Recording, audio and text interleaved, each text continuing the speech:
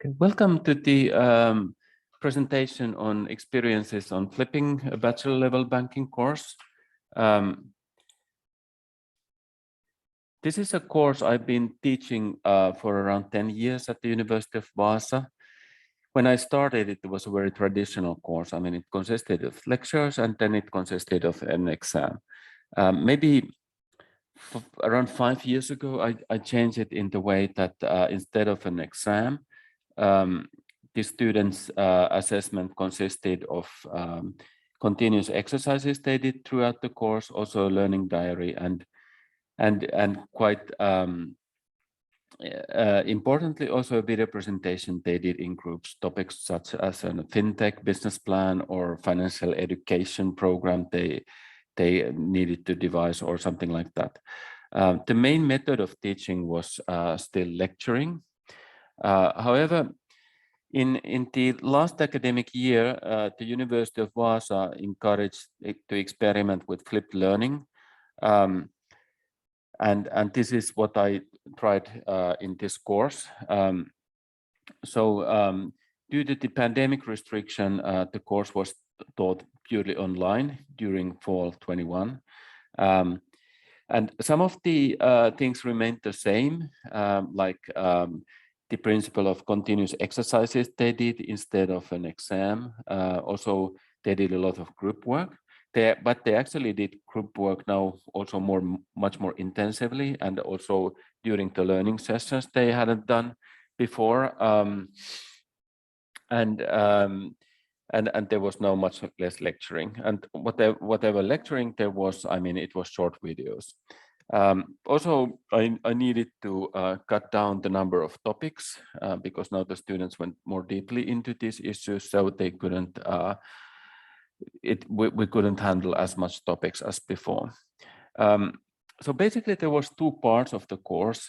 So there was one part which was kind of learning session and also consisting of the preparation for the learning session. So before them, students watched videos and they read assigned text, and then they were kind of preparing answers to the exercises, and this was on the individual basis.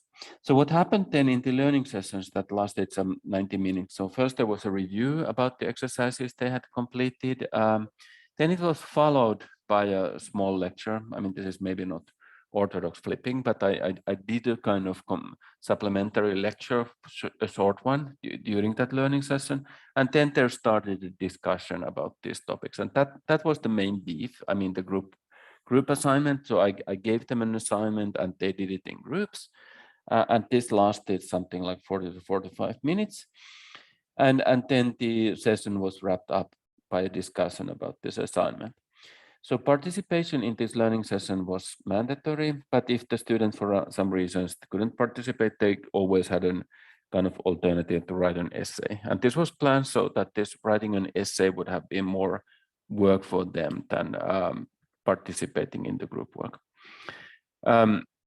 So here are some examples, what kind of assignments they did. For instance, based on videos and readings, they had to explain what is central bank independence and how it supports price stability. Also based on readings, they discussed the role of banks in money creation and why can't any lender create money and why can't banks just create money for themselves and so. And in the learning session, there was further exercises related to the role of the money and the prices and the interest rates. The second part, the large part of this course was kind of independent group work. And it was actually structured as a role play. So the students took some pre-assigned roles on a topic, and they wrote an essay on the given topic from that point of view. For instance, the idea was the high consumer interest, so high interest consumer loans. So they needed to complete this from a perspective of an industry lobbyist. So some of them were industry lobbyists that was actually lobbying for kind of less restrictive regulatory regime for the high interest loans. And the other one was from a regulator's point of view, who wants to kind of limit the kind of negative externalities that these lenders are imposing, and solve the problem of over indebtedness and things like this. So there was from both of this perspective, and then in the end, I mean, when both of this perspective had been introduced, there was a kind of synthesis of this point of view. And the idea was to show that, I mean, there might not be one right or wrong answer to these questions, but also a lot of depends on the particular point of view we are taking. The assessment consisted of completing these pre-class assignments, also participating in the learning sessions and the group work that took place in the learning sessions. So these were kind of, you either did them or you didn't do.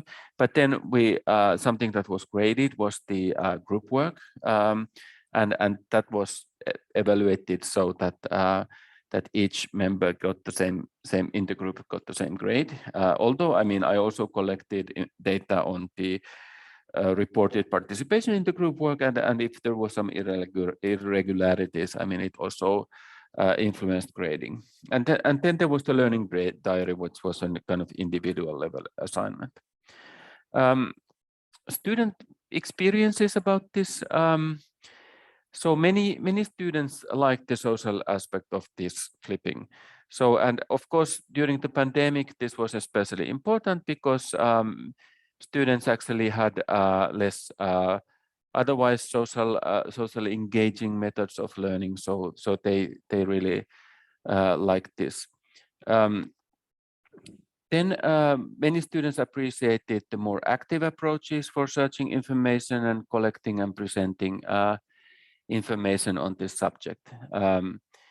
They also liked the variation, so there was a lot of things going on in the course. So so they liked the variation, and also all the activating exercises. And many actually appreciated that they could learn from other students, from each other, and not just from the teacher or the books, but also when they discussed among themselves. I mean, they could learn from each other. The negative aspects, I mean, well, first of all, not all students like teamwork, and this was kind of teamwork intensive. So this elicited negative comments. Then there are many students who actually would prefer the traditional lecturing approach. So they just sit back and listen, and the teacher is explaining stuff. Then some protested the kind of mandatory participation in classes, although I explained it wasn't fully mandatory. So I mean, you could actually do alternative kind of assignments. Some thought this was a more laborious way, and then interestingly, some students that they felt uncertain if they could learn from a group work. I mean, of course, I gave them feedback, but I couldn't always give feedback for each group. So so they were afraid that there might have been misunderstandings or things like this, and this was a concern. From my perspective, I think at least the first time, I mean, this was maybe a more laborious way of teaching, but I see the benefit that now actually much of the material is already prepared and ready, and I don't need to prepare it again for the next year. So hopefully this will kind of reduce the workload in the long run. And actually one important change that will take place is that now when we are transferring back to the campus, the learning sessions that actually now took place in Zoom and breakout rooms can actually take place in campus and in the classroom. So this is probably easier for the students as well. And also it means that actually there can be, perhaps I'll try next time so that there will be the same group all the way through, because now through some technical restrictions, I mean, these ad hoc groups change all the time. But I mean, when they come back to the campus, this can be done in a different way. But of course, many activities will continue to take place asynchronously in online environment, and also there will be this large group work, the independent group work. Okay, thank you for the attention. I find this was a very interesting way of teaching.